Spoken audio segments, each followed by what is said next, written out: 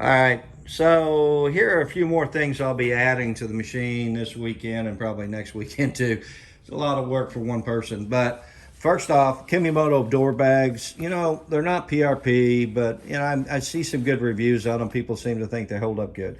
There are certain things I'm going to skimp on and save money on, and then there are certain things that I'm not on these machines. I've owned them for years, and so door bags, I'll skimp on those and see how they wear. But other things, no. So let's go to one of the important things to order before your machine gets in even. But get these off of Amazon. They probably overnight them to you these days with Prime. These are pulse bar wiring connectors that'll just plug in and allow you to wire up all of your accessories and have them turn on with the ignition key. Now, a lot of people assume that you have to put one in for every single item you do. Well, you only have 6 of these on the bus bar. That's not quite true. If you look at the gauge of the wire on these, they are better gauge, their quality, but those bus bars are allowed to carry some more amperage. The key is you can put 2 or 3 items with low amperage on there. In other words, they're not drawing a lot of power. For instance, your switches to all the lights you're going to add on. If you're using relays, which is a must, do not put lights on without a relay. I don't care how small they are. Use a relay on those things.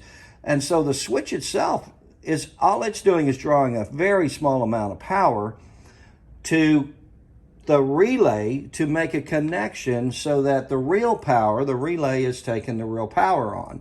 And so that's why you need a relay and you don't overheat your wires.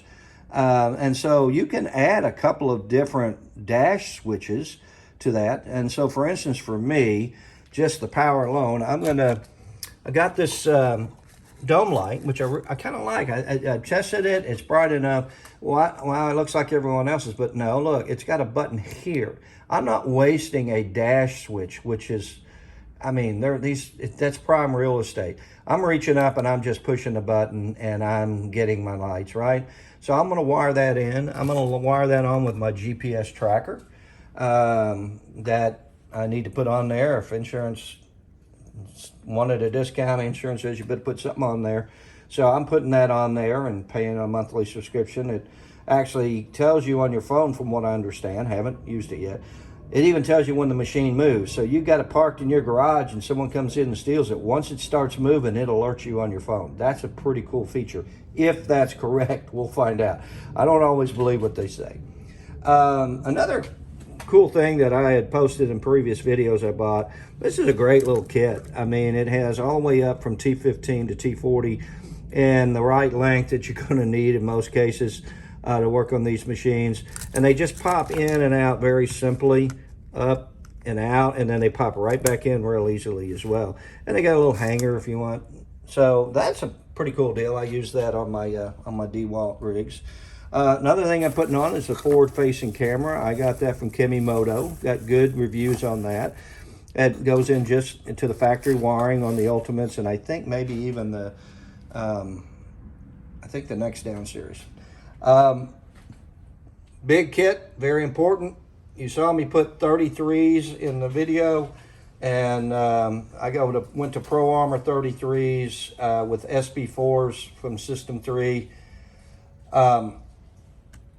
This is the aftermarket Assassin's kit to put on there on the clutch and to probably compensate for those 33s, because what I noticed on the Pro Armors is that they are not quite 33. There is a difference. I'm going to measure the difference between those and the factory tires and see what the height difference is on there. But this is a pretty lightweight wheel and tire combination, actually. And I'm hoping I don't have any issues with that. I really wanted to go to 33, so I have.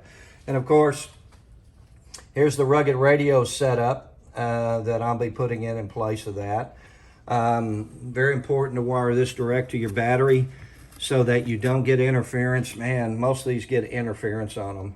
So this is the new digital series units, both in the comms and the radio is digital now. So you're going to get more clarity. You used to have to spend a fortune to go to the digital chips on these. Now they're built into these digital units, so you're going to see a lot more clarity if you use these things. I went to different switches, as you can see. I like these. Go back to a past video on me and you'll see where I got these at, the switch guys or whatever. They're just different, they're quality, and I think they look good, and they have rubber on them. I'm going to seal this up as best as possible to keep as much mud from behind it. I'm not a mudder, but we end up in mud all the time.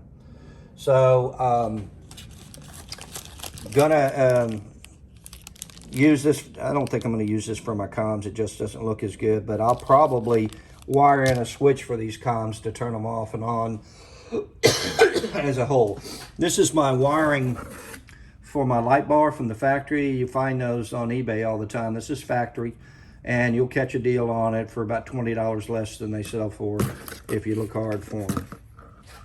And I know there's more, but as I find them, I've bought this stuff up over the course of the last few months, and it's, with the move into the new house, it's all over the place. But I'll keep you in the loop and show you some more videos on what I'm doing on this stuff. Next up is the bumper. I'm getting ready to push the HMF bumper on there and the winch on the front of this thing.